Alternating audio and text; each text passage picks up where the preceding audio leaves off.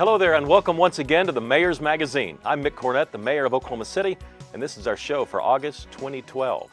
In our first segment today, we're going to meet Robbie Kienzle. She is the Liaison for Arts and Cultural Affairs for the City of Oklahoma City. Welcome to the show. Thank you, Mayor. Now this is a new position. How are you defining it for people that are trying to still try to figure out what it is you're going to be doing in this role? Well, the great part about it is that it already is very defined from the plans and studies we've done over the last decade.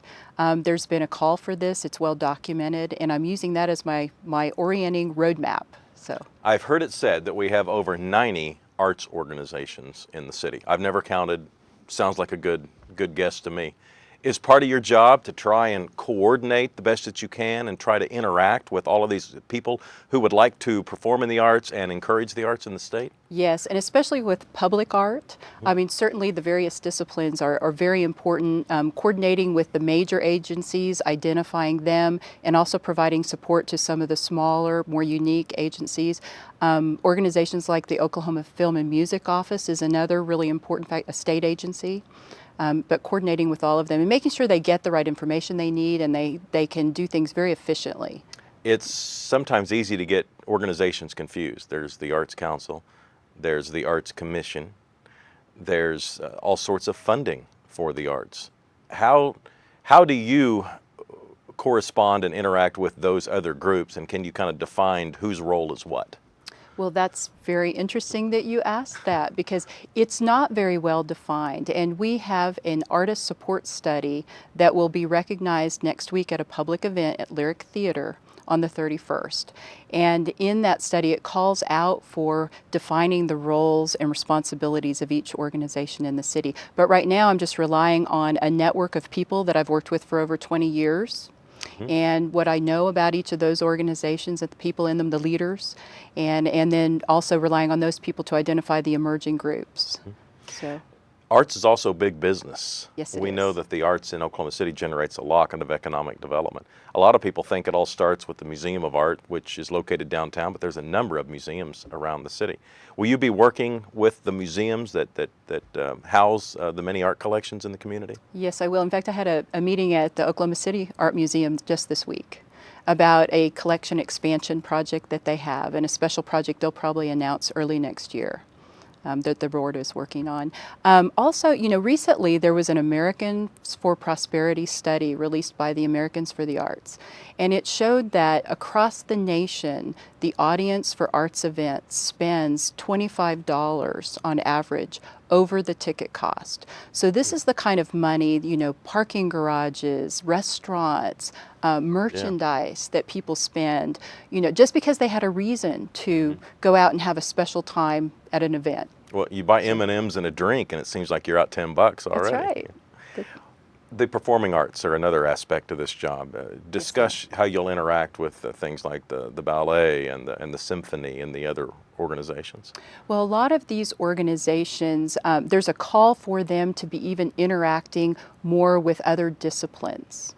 That maybe there could be an art exhibit related to a specific type of ballet or a particular philharmonic performance and start layering on the multiple disciplines, maybe with film and some other things.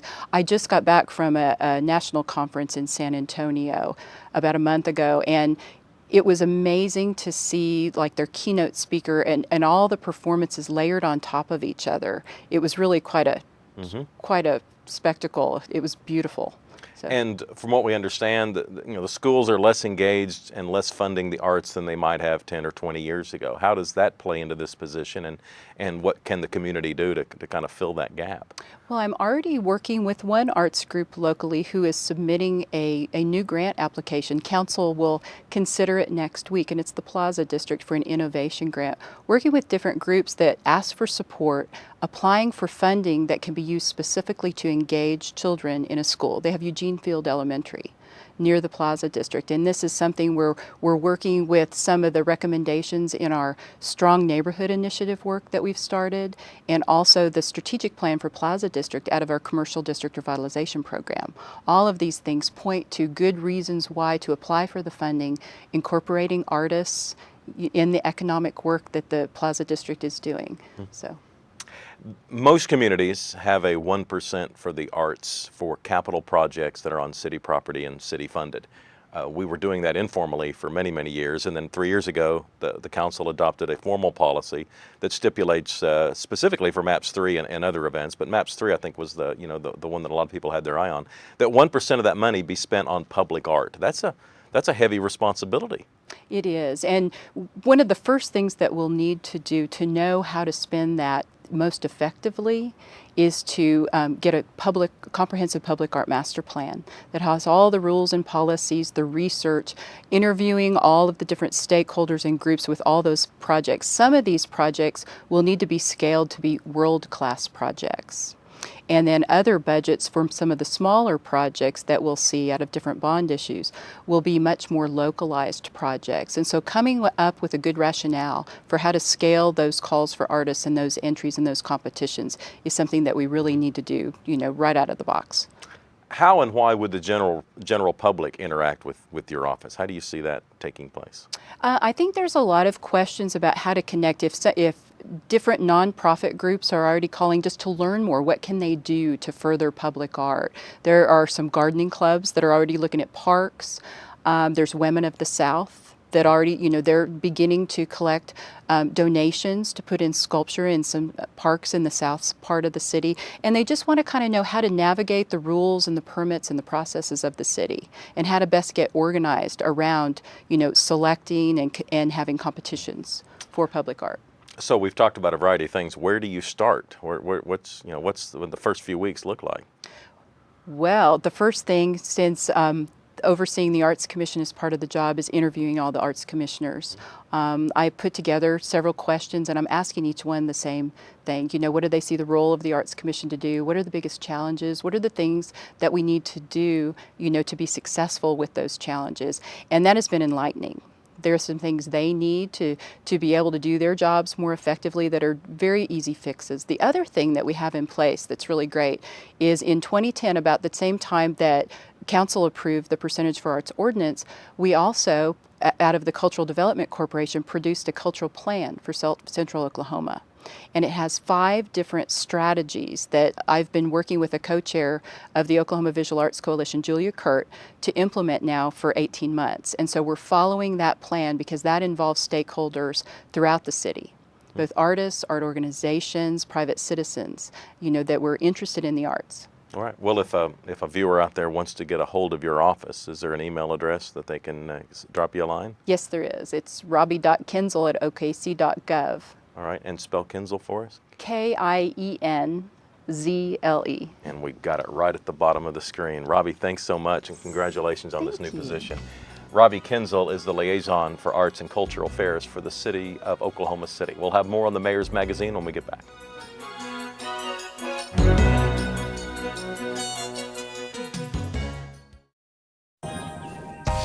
Say with me, imagine what you'd see if every child had a book to read. So the mission is for us to get a book to each and every child. So let's join hands, book people unite, unearth hidden passion. Come on, we'll have a good time. One book reads helps to change a life. Book people unite. Read to a child today and spark a lifetime of ambition. Did you know 1/3 of an average landfill is made up of packaging material? Why be part of the problem? Recycling is as easy as rinsing and throwing. No need to sort. Set out the little blue bin on your regular trash day. Now it even pays to recycle. Each week, one lucky Oklahoma City resident will win $100 just for setting out their little blue bin full of the proper recyclable materials. Be part of the solution. Start recycling today. Welcome back to the Mayor's Magazine. In this segment, we'll welcome back an old friend, Scott Hill with Access Sports. Welcome to the Mayor's Magazine. Thank you, Mayor. I appreciate you having me here today and being able to tell a little bit about what we're doing. You and I have known each other a long time, back when I was in the sportscasting days, and then you were an assistant coach at the time at the University of Oklahoma on the football program. If you remember that, it's aging you a little bit, but yes, that's the truth. It was good days. You've been involved and a wonderful project that has grown, and that's the Wayman Tisdale Award. Give the folks in Oklahoma City a little bit of background that kind of remind them of just how important this award has become very quickly. You know, it has, and we sat down in a little conference room, three guys, Gary Vick, myself, and Bill Webb, and we wanted to figure out a way to create a foundation to raise money for disadvantaged kids, because we had so many kids in our basketball leagues that couldn't afford to come in and pay the $350 a month for special training and so forth. And we had this idea because of the basketball that we would try to do some national award. And we came up with the Freshman Player of the Year award. Got on the internet. Nobody really had a designated award like the Jim Thorpe Awards become a national award. You know, the AP had a Freshman Player of the Year award. And so I told him, I said, you know, I knew Wayman a little bit. I'll see if we can't get a hold of Regina. He had passed away a year and a half ago, and we ought to name this thing the Wayman Tisdale Freshman Player of the Year Award. Long story short, we visited with Regina. She loved it. We went before the National United States Basketball Writers Association the next year in Indianapolis and made a presentation. They became our selection committee. The following year, we had our first event. We had Dick Vitale come in. We added the Tisdale Humanitarian Award, and Dick Vitale came in. Of course, Jared Sullinger was the winner. And then this last year, we had Coach Krzyzewski from Duke come in as our Humanitarian Award winner, and Anthony Davis, you know, Mr. Basketball of college, come in.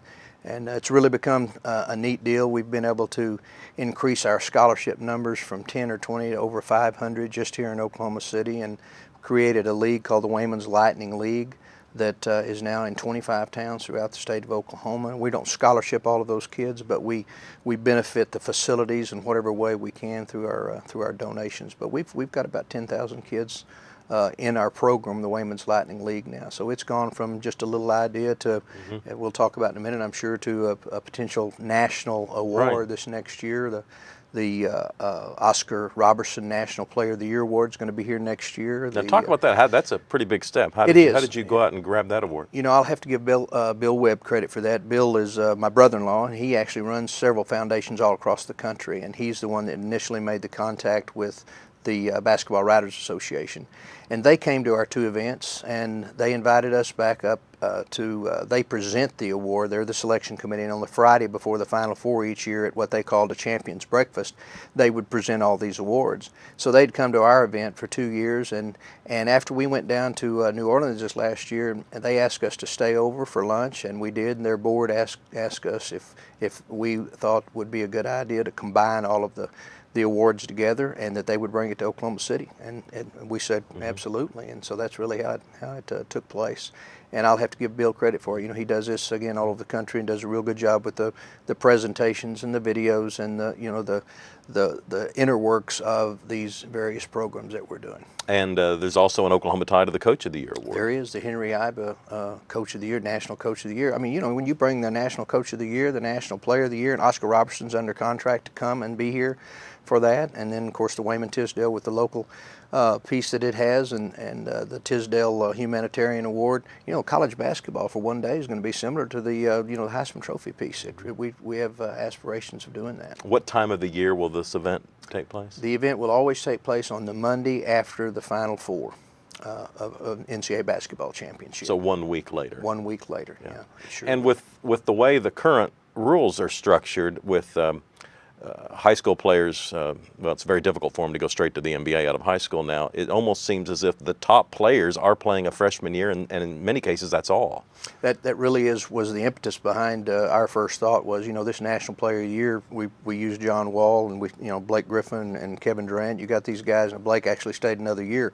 But most of these guys, they come play, they're one and done, so to speak, and then everybody knows who they are. They're, 3 times now they've been the #1 draft pick, so we're a little lucky there to be able to come up with that concept and it actually work out. I was out at the Santa Fe facility a couple of weeks ago and couldn't believe all the basketball courts were full and people were waiting to play next.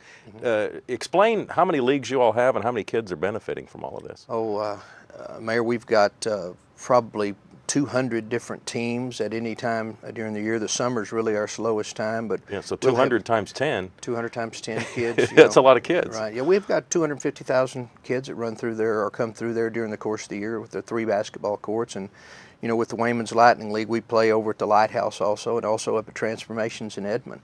So, and we're very lucky. I need to tell you a couple of things. We're very, very lucky that most of the foundations like us, they don't have a facility really to work out of. So the Knights of Columbus, the owner of the Santa Fe Family Life Center, and us being able to work out an agreement to be there and bring in all the different things we do has really been a tremendous advantage to what we've been able to accomplish. And I assume that, not only are we trying to train basketball players, we're trying to teach some life skills at the same time. Absolutely. That's if you hear me talk, I get to give sort of the State of the Union talk at our little award ceremony every year, and my main interest is not somebody that's 6'10" that's teaching people to dunk, but it's those kids that are from the autistic school that come out, or autistic home. They come out and they play games and they sing and they dance, and don't think that autistic kids don't have great rhythm, because when the music starts, they dance better than anybody else, and that's kind of neat to see them come out. All the different mentally and physically challenged groups. We have 2 each month that we bring out to our facility, and that's been as big of a heartfelt part of the mission as the grandiose piece of being able to have the great award. So besides basketball, what else is there? What other components are there to this effort? Oh, well, we've got we work with Rose Rock, which is the autistic home. We work with the Centers of Family Love, which is in Okarche, which is another group of mentally challenged people. We work with Oklahoma Wrestlers Foundation. The group's on TV the other day, you probably saw.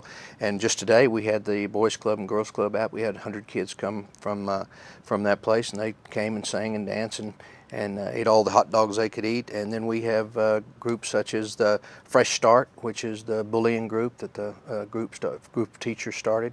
So we've got a number of different boys club and girls club, along with Big Brothers and Big Sisters, all utilize our facility. So it's more than just the basketball and the operations piece. Mm-hmm. Well, congratulations on all the success. And while we got you on camera, 40 years ago when you hit Tony Dorsett down at Owen Field, what were you thinking? How were you leaving your feet? Many of the football fans will know what I'm talking about. Leaving your feet, going parallel, and connecting him head to head. That doesn't happen very often. How did you time that? How did you aim, and how did you hit your target? So Mayor, I would be lying to if I told you that I thought anything. I just reacted. I got lucky. I would like to say, if you don't mind, we couldn't have done this without 2 local organizations, local companies. Devon Energy is going to be the host of our award this next year, and they've been absolutely wonderful in the sponsorships, and them along with Integris Health. Both of those have been just tremendous in helping us get this done. Well, Scott, thanks for all the work you guys are doing. Thank you. It's been an honor. Pass along our best. Scott Hill with Access Sports, working on a lot of great projects benefiting the community of Oklahoma City. We'll have more on the Mayor's Magazine when we get back. There's nothing like a home improvement project. Yeah. What are you going to do with all that leftover paint? Storing items like this can be hazardous. Dumping them in the trash is worse. Fortunately, you have a choice. Paints and other household chemicals are accepted at Oklahoma City's Household Hazardous Waste Collection Facility. Now, doesn't that feel better? Yeah, but I wasn't done painting my house. Get more info at okc.gov. Welcome back to the Mayor's Magazine. In this final segment, we're going to learn more about some of the things going on in downtown Oklahoma City. And we have 2 delightful people to discuss these issues with. Gentry McKeown is the communications coordinator for downtown OKC. She's on my left. And Stephanie Royse is the Myriad Gardens Foundation Director of Marketing and Communications. Welcome to both of you. Thanks for having us. All right, we'll start with downtown OKC. Can you first kind of define what downtown OKC's mission is for people around the city who might not know clearly what it is you're supposed to be doing? Sure. For people who are unfamiliar with Downtown Oklahoma City Incorporated, it's basically our job to make downtown better. We like to promote events that are happening downtown. We like to promote businesses that are happening downtown. Anything that's great about Oklahoma City, we like to talk about it. We also put together events throughout the year. Our biggest event is downtown in December, so that includes the ice rink in the Myriad Gardens, snow tubing in the new Chickasaw Bricktown Ballpark, as well as many, many other events. It certainly does. So those events go on not just days, but weeks and even months. And it seems like every year they get a little bit bigger and longer and better. And downtown, as downtown grows, your responsibilities grow as well. This is true. And we've just expanded our staff too, so we have more people to do even cooler things around downtown. One of the new programs that you all are managing is the Spokies program too, so people that can use a bicycle for transportation around downtown. You want to roughly describe how that program works? Absolutely. It's a bike share program. So basically there are 6 kiosks around the downtown area. You can go, you can swipe your credit card, check out a bike, and you get unlimited 30-minute rides throughout the duration of your membership. You can get a daily membership, monthly or yearly pass. And I am a member. Congratulations, Yeah, so we're very excited. If you see me driving around, don't hit me, all right? Right, watch out for bikers. Exactly. Stephanie Royse, as I mentioned, is the Director of Marketing Communications for the Myriad Gardens Foundation. I went through the Botanical Tube just this past weekend. Once again, so beautiful. And every time I'm in there, and I can't say that I go a lot, but I've been, maybe 5 or 10 times over the last few years. And every time I think, why don't I do this more often? It's just so well done. And I bring that up now because we have a lot of people around the city who have family and friends from other parts of the country, and maybe they've seen a few things. I bet a lot of them have not been inside that botanical tube that is on the Myriad Gardens Foundation. So tell us roughly what they would see if they come. Give them the sales pitch that I can't seem to put into words. Okay, I think you're doing an excellent job, but it is the Crystal Bridge Tropical Conservatory, and it's filled with over 2,000 different tropical plants from around the world. And we have waterfalls in there. There are 3 different climate zones. And so when you go inside, you're really transported to a different place. It's very tropical, very green and lush. And last year, during all of the reconstruction and everything that was done, the Crystal Bridge received a whole new skin, which means that the 3,000 acrylic frames that make up the outside of it were replaced, and the whole interior was painted. So it's very fresh and bright right now and just beautiful. And we do want people to come back. Sometimes we think maybe people come through once and are like, okay, I've seen it, I've done it. But there's always something new to see, something new blooming. And so we do encourage people to come back often. And there are plants that you don't normally see in Oklahoma. I guess that's the whole idea. Absolutely, yeah. We're a hot state, but we're not really tropical. So, like I said, we have plants from 5 continents, all around the world, and you really will see. You could keep coming back and see new plants every time, even if we didn't change anything.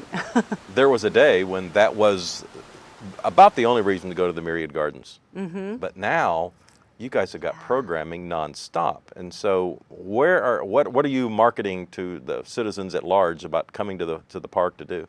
Well, really, that's been an interesting challenge, trying to figure out who our target market is, because we really have something truly for everyone. We know a lot of places say that, but we really do. We have new amenities now. We have a beautiful children's garden that they can play in, but there's also areas where they can learn about nature and growing things. There's a small edible garden raised bed that they can watch things grow if they come back time after time. We have a dog park so people can bring their dogs and they can run off leash in the enclosed area. There's the Great Lawn and the band show where we have wonderful events. And one of the most popular events that we have right now is happening on that Grand Lawn every Wednesday evening at 9 o'clock. We're showing movies. They're free and they're family friendly, and it's just been a wonderful program. Well, I went to the first one, and I was several things impressed me. First of all, I was reminded of the old drive-in movies. I'm old enough to remember when the family got into a car and went out and literally watched a movie from the car. Hey, I remember that too. Okay, all right. No, well, there's fewer and fewer every day that do. And it kind of reminded me of that. And I saw families, gathered around a blanket, and I thought, this is kind of this generation's answer to watching a movie outside. And the other thing that I think I was most impressed by was the sound quality and the picture quality, because I'm pretty critical of the quality of a picture. Sure. Well, you want to be able to see what you're there to see. Yeah, I'm pretty demanding, and maybe it's probably my attention span isn't what I wish it was. But the sound was really good, and the picture was really crisp and clear, and I didn't feel like I had to move up front, I guess, to hear or to see. Good. That's wonderful. And because you had a few hundred people there, so what should people, if people are coming, do you recommend the blanket, or should they bring a lawn chair, or what should they do to kind of prepare for a night at the movies downtown? Well, I think really whether they bring a blanket or lawn chairs, it's whatever they're comfortable with. But of course, we ask everyone to kind of be aware of the people around them and don't sit down right in front of somebody in a lawn chair if they're on a blanket. But we invite people to bring baskets of food, whatever they want, what kind of snacks they want to bring. We can have open containers, and dogs are only allowed inside the dog park area. So we're really not supposed to have pets at the gardens, and we've gotten some questions about that. But just load up as many people as you can safely in your car and come on down, and there's plenty of room. Like you said, you can see all the way to the back of the Great Lawn, so there's plenty of room to spread out and just have a good time. So this is every Wednesday night at 9 o'clock through August. Through August. So Correct. there's still plenty of time out because this show is going to run throughout the week of August. And you also have some concerts going on? Well, we do. Those are actually put on by the Arts Council of Oklahoma City, the Sunday Twilight concert series. Those happen on Sunday evening also on the Great Lawn. And this summer we've had Shakespeare in the Park, Oklahoma Shakespeare in the Park, on our water stage. They're taking a break and going to another venue now, but they'll be back in September with more performances on the water stage. So Do you happen to remember what they're doing? I don't. Okay, that's all right. Sorry. Don't expect you to have all the answers. Okay.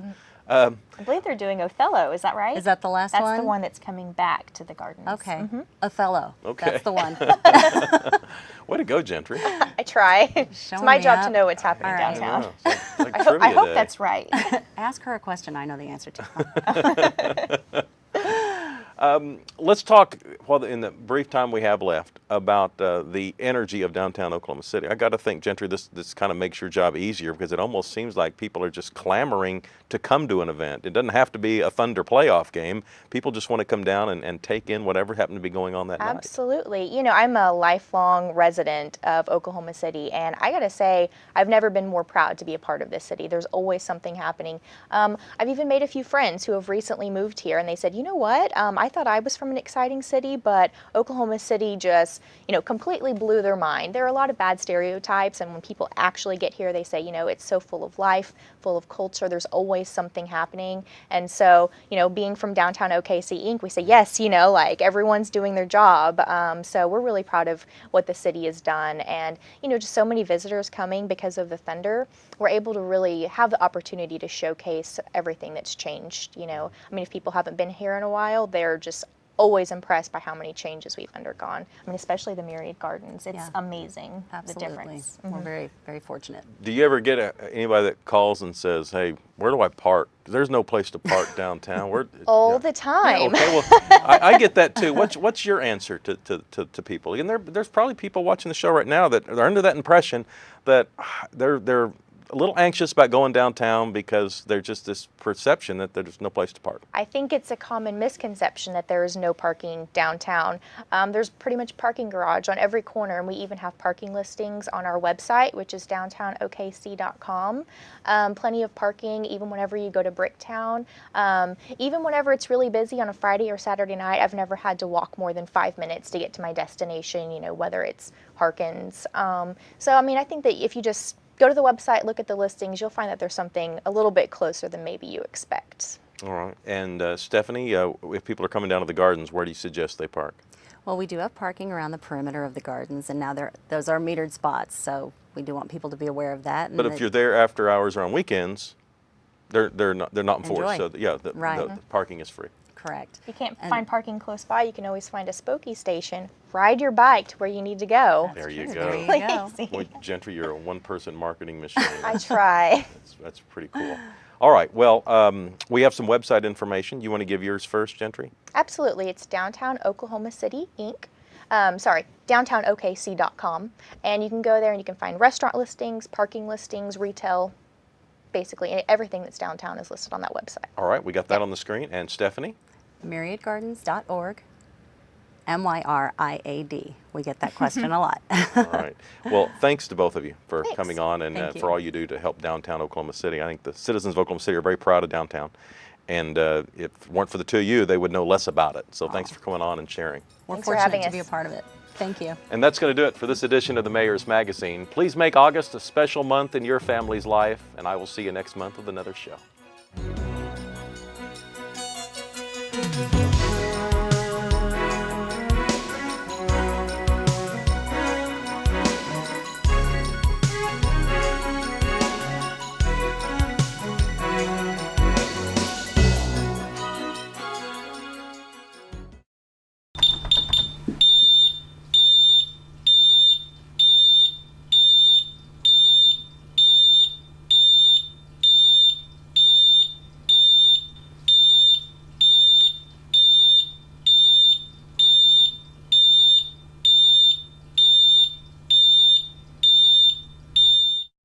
I'm Lee Criswell with Street Maintenance.